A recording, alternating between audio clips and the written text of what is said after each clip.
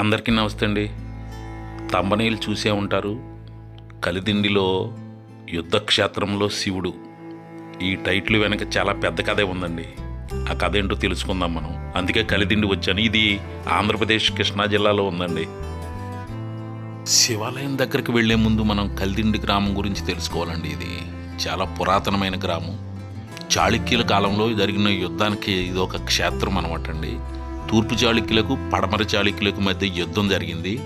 ఆ యుద్ధంలో తూర్పు చాళుక్యులే గెలిచారు. తూర్పు చాళుక్యుల గురించి మీకు తెలుసు. ఏలూరు దగ్గర ఉన్న పెదవేగి గ్రామాన్ని పాలించిన వారు తూర్పు చాళుక్యులు. సుమారు 300 ఏళ్ల పాటు తూర్పు చాళుక్యులు పరిపాలించారండి.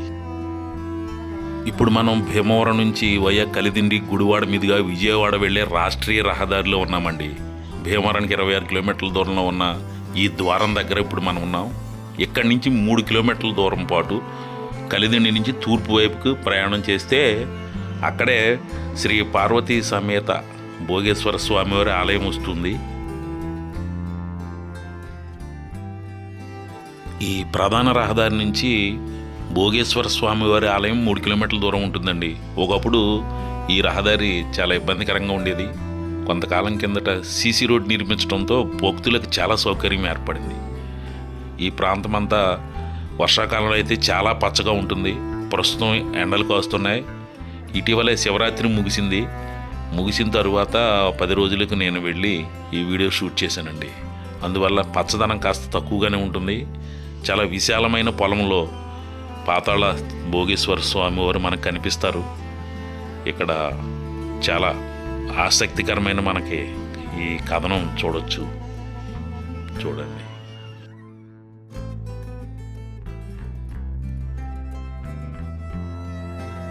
ఈ రహదారి పొడవునా మనకు తోటలు, వరిచేలు, ఆక్వా చెరువులు కనిపిస్తాయండి. అంటే సాగు భూమి బాగానే ఉంటుంది. ఇప్పుడు మనం భోగేశ్వర స్వామి వారి ఆలయానికి చేరుకున్నాం. చూసారా, కుడివైపున విశాలమైన భూమి కనిపిస్తుంది.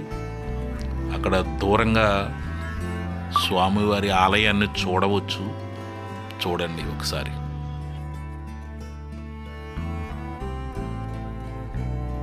ఇప్పుడు మనం సిమెంట్ రోడ్ నుంచి ఆలయం ప్రాంగణంలోకి వెళుతున్నామండి. దూరంగా పందిళ్ళు కనిపిస్తున్నాయి కదండి. పందిళ్ళు లేకుండా ఇంతకుముందు తీసిన ఫోటో ఇలా ఉంటుంది చూడండి.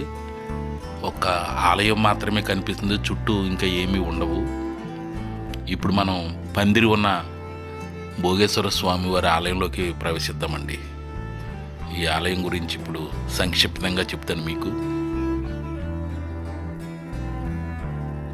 శివరాత్రికి వేసిన పందిళ్లను ఇప్పుడిప్పుడే తొలగిస్తున్నారనమాట అండి. చాలా విశాలమైన పందిరి వేశారు. చూసారా, గుడి ఎడమల వైపు ఆలయం చుట్టూ కూడా పందిళ్ళు వేశారు. ఇప్పుడు మనం భోగేశ్వర స్వామి వారి సన్నిధికి చేరుకున్నామండి. ముందుగా చూసారా, ఇక్కడ ధ్వజస్తంభం కనిపిస్తుంది. ఈ ధ్వజస్తంభం పక్కనే స్వామివారి పాదాలు. ఒకానొక సందర్భంలో శివుడు ఇక్కడికి వచ్చారని అవే పాదముద్రలుగా ఇక్కడ చెప్తారండి. ఇవన్నీ చాలా పురాతనమైన పాదముద్రలు. అక్కడ శివలింగాకారం. ముందు భక్తులు ఈ ధ్వజస్తంభానికి పూజ చేసిన తర్వాతే ఆలయం దగ్గరికి వెళ్ళి స్వామివారికి పూజలు చేస్తారనమాట అండి. ధ్వజస్తంభం తరువాత మనం ప్రధాన ఆలయం దగ్గరికి వెళుతున్నాం అనమాట అండి. ముందు అసలు ఈ ఆలయ నిర్మాణం గురించి తెలుసుకుందాం. 10వ శతాబ్దంలో రాజనాథ నరేంద్రుడు అంటే రాజమహేంద్రవరాన్ని పాలించే చాళుక్యరాజు, ఈయన తూర్పు చాళుక్యరాజు. ఇతని పరిపాలన సమయంలోనే కలిదిండి గ్రామంలో ఒక రైతు తన పొలాన్ని నాగలితో దున్నుతుండగా శివలింగం బయటపడిందనమాట అండి. అయితే అది నాగలి కుర్రుకు తగులుకుని పైభాగంలో కొంత భాగం పగిలిందనమాట అండి. ఈ శివలింగాన్ని గుర్తించి అతను అభిషేకాలు చేసి పూజలు నిర్వహించారనమాట అండి. ఈ సమాచారం తెలుసుకున్న గ్రామస్తులు అందరూ శివలింగం ఉన్న ప్రాంతానికి వచ్చి దీన్ని ఇక్కడి నుంచి పెకలించి తీసుకువెళ్ళి ఒక ఆలయం కట్టాలని నిర్ణయించారు. అయితే గ్రామస్తులు ఈ శివలింగాన్ని పెకలించే ప్రయత్నం చేస్తే అది చాలా లోతుగా ఉన్నట్టు గుర్తించారు. తరువాత శివభక్తులకు శివుడు కలలో కనిపించి తాను కోడి కూత వినిపించని రోకలిపోటు శబ్దం వినిపించని ప్రాంతంలోనే ఉంటానని చెప్పారట. ఇది తెలుసుకున్న భక్తులు అక్కడే శివాలయం నిర్మించారు. అదే శ్రీ పార్వతీ సమేత పాతాళ భోగేశ్వర స్వామివారి ఆలయం అండి. ఇది దీని చరిత్ర. అంటే ఈ శివలింగం స్వయంభూగా వెలిసింది, ఆ భూమిలోనే ఉండిపోయిందనమాట అండి. అంటే చాళుక్యుల రాజుల కాలంలో ఈ ఆలయ నిర్మాణం సాగింది. ఈ ఆలయం చాలా అద్భుతంగా ఉంటుంది. లోపల చూడండి, ప్రారంభంలో నందీశ్వరుడు, ఇక్కడ మొక్కుకుని శివుడి దగ్గరికి వెళ్తారు. కుడివైపున పార్వతీ అమ్మవారు ఉంటుంది. ఆవిడ శ్రీచక్రంపై ఉన్నారు. అందువల్ల చాలా ప్రత్యేకత కలిగిన అమ్మవారు. పార్వతీ అమ్మవారిని పూజ చేసి భోగేశ్వర స్వామి వారి దర్శనం చూస్తారు. ఇప్పుడు మనం ఈ శివలింగం ప్రత్యేకతను చూద్దామండి.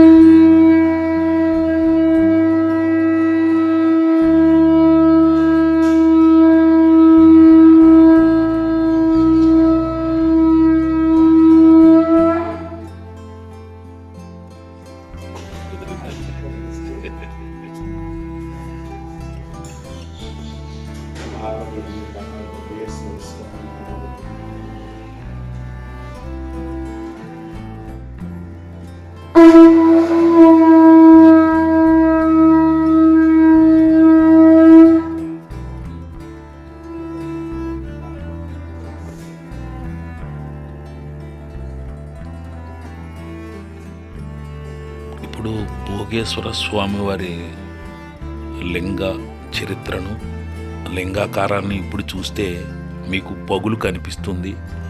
ఆ పగులు నిత్యం స్రవిస్తూ ఉంటుందని చెప్తారు. మీరు దాన్ని క్లోజప్ చిత్రంలో చూడవచ్చు. కనిపిస్తున్న శివుడు పాతాళ భోగేశ్వరుడు. ఆ పానవట్టంపై ఉన్న శివలింగం చూసారా? కుడివైపున పగులు కనిపిస్తుంది చూడండి క్లోజప్లో. ఇది పొలంలో రైతు దున్నినప్పుడు పగిలిన పగులు అనమాట అండి. ఇక్కడ చూడండి ఒరిజినల్ లింగాకారం. ఇక్కడ గంధం పూసినప్పుడు కూడా ఆ పగులు కనిపిస్తూ చెమురుస్తూ ఉంటుందన్నమాట అండి. ఇది ఒక మహత్తుగానే చెబుతారు.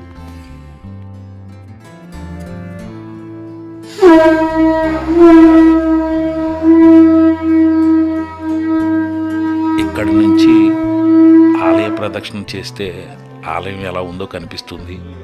నేను గతంలో వచ్చినప్పుడు ఈ పందిరి లేదు, అప్పుడు కూడా ఈ ఆలయాన్ని చిత్రీకరించాను. ఇప్పుడు మనం పందిరి ఉండగా భోగేశ్వర ఆలయం ఎలా ఉందో, పందిరి లేకుండా కూడా ఎలాగుంది కొన్ని వీడియోలను ఇప్పుడు మనం చూద్దామండి. ఇక్కడ శివరాత్రి ఉత్సవాలు చాలా బాగా నిర్వహిస్తారు. అయితే ఆ సమయంలో నాకు వచ్చే అవకాశం కుదరలేదు. ఇక్కడ చూడండి శివాలయాల, ప్రముఖ శివాలయాల గురించి ఒక బోర్డు కూడా ఏర్పాటు చేశారు.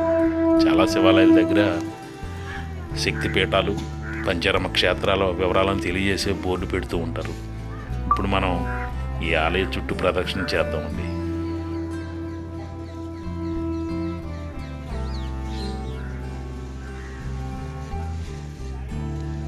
ఇప్పుడు ఇంతకుముందు తీసిన వీడియోను చూడండి.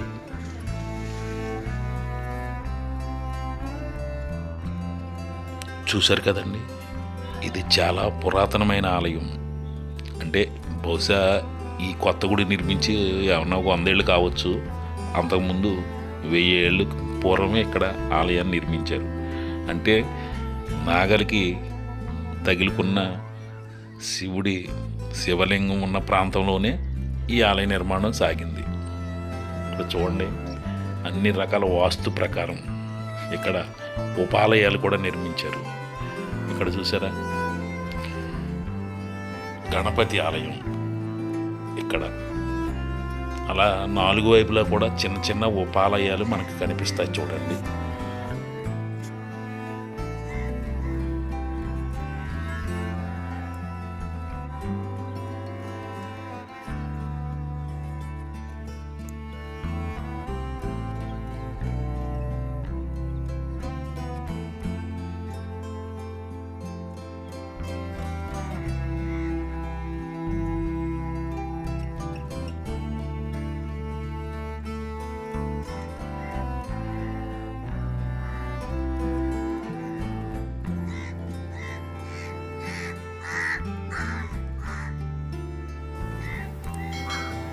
ఈ మూల నాగేంద్ర స్వామి వారి ఆలయం ఉంది చూడండి.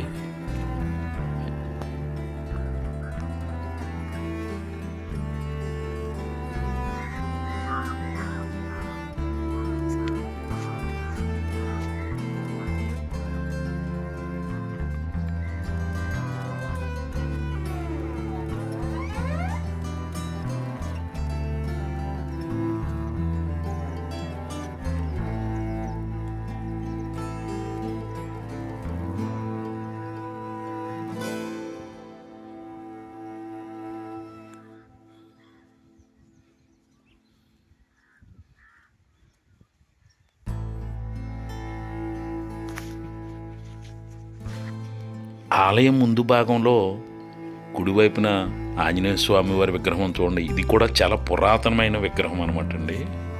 చూడండి,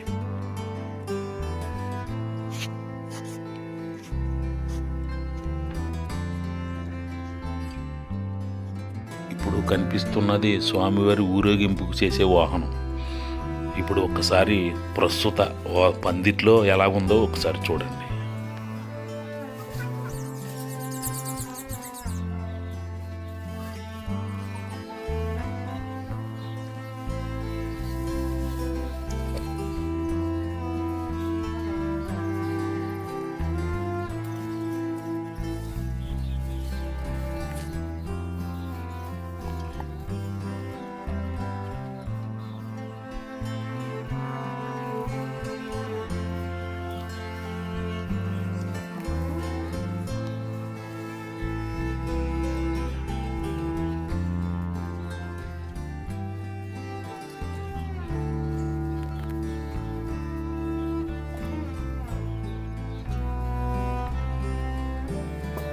సింధూరపు వర్ణంలో ఆంజనేయ స్వామి కనిపిస్తున్నారు కదండి.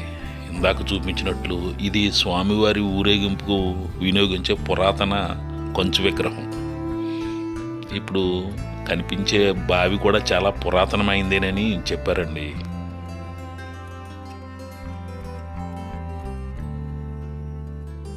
అలా ఆలయానికి పడమర వైపు కూడా చాలా విశాలమైన భూమి ఉంది చూసారా.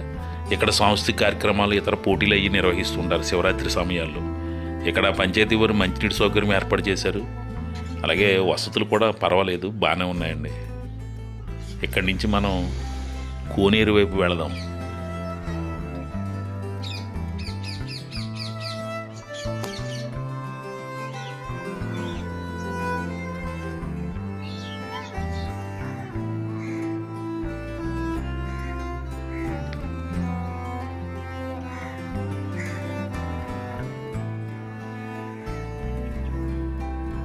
వర్షాకాలం, శీతాకాల సమయాల్లో ఈ ప్రాంతం చాలా పచ్చగా ఉంటుంది.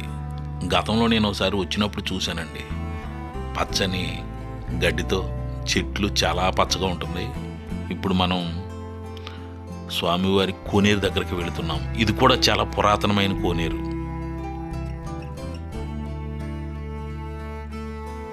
ఈ కోనేరు కూడా చాలా ప్రాధాన్యత ఉంది. శివాలయం నిర్మించినప్పుడే ఈ కోనేరు ఏర్పాటు చేశారు.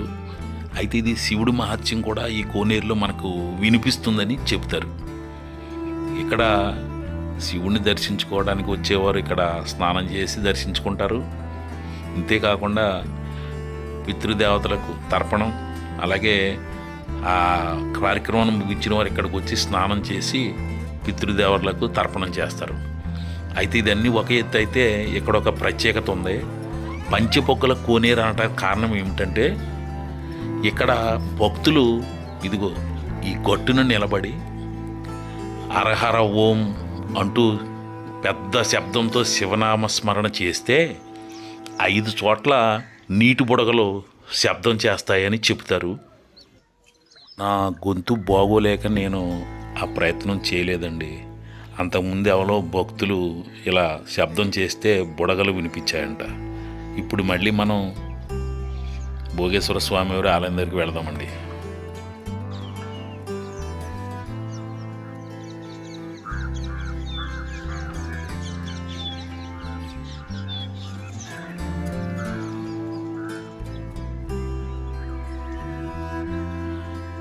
ఈ ఎండల్లో ఈ ప్రాంతం అంతా ఎలా ఉంది. నిజంగా మరి వర్షాలు పడితే ఎంత పచ్చగా ఉంటాయో ఊహించుకోవచ్చు కదండి. చాలా పచ్చగా ఉంటుందిలేండి ఈ ప్రాంతం. పచ్చగా ఉన్నప్పుడు మరొకసారి ఈ వీడియో అప్లోడ్ చేయాలని నాకు అనిపిస్తుంది.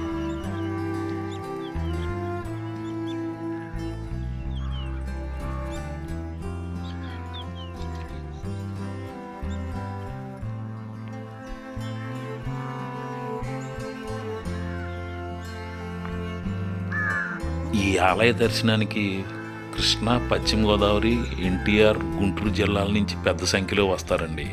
కైకలూరు భక్తుడు రాంబాబు ఇలా అంటున్నారు. అయితే ఇది ఏనాడు వ్యవసాయం తీసుకునే భూమి అంటే ఆ రోజుల్లో ఇది నాగలతో దుంతుంటే కరువు పట్టి పైకి ఇప్పటికి అది సీమి రక్తం దానికి గంధంతో పెట్టి చేస్తూ ఉంటారు. ఇప్పుడు అంతవరకే నాకు తెలుసు. ఎప్పటి నుంచో వస్తాం. ఎవరైనా చనిపోయినా ఈ ఏరియాలో ఈ కైయూర్దాలో ఎక్కడైనా చచ్చిపోయినా కర్మ అయిపోయినాక వచ్చి స్నానాలు చేస్తాం. ఇక్కడ ఈ గుడి ఆశ్రయం ఇది తీసుకుంటాం. అలా ఉంటుంది అన్నమాట. చాలా బాగా. ఓకే. ఆలయానికి తూర్పు వైపున కూడా ఒక చెరువు ఉంది. ఇది కూడా చాలా పురాతనమైన చెరువు. ఇది కూడా చక్కటి ఆహ్లాదకర వాతావరణాన్ని మనకి కనిపిస్తుందండి. ఈ గుడి చుట్టూ కూడా విశాలమైన భూమి ఉండటం వల్ల కూడా ఇదొక పురాతన వాతావరణాన్ని మనకి స్ఫురింపజేస్తుంది. ఇది ఉత్సవాల బోర్డు. ఈ పక్కనే చెరువు ఉంది చూడండి.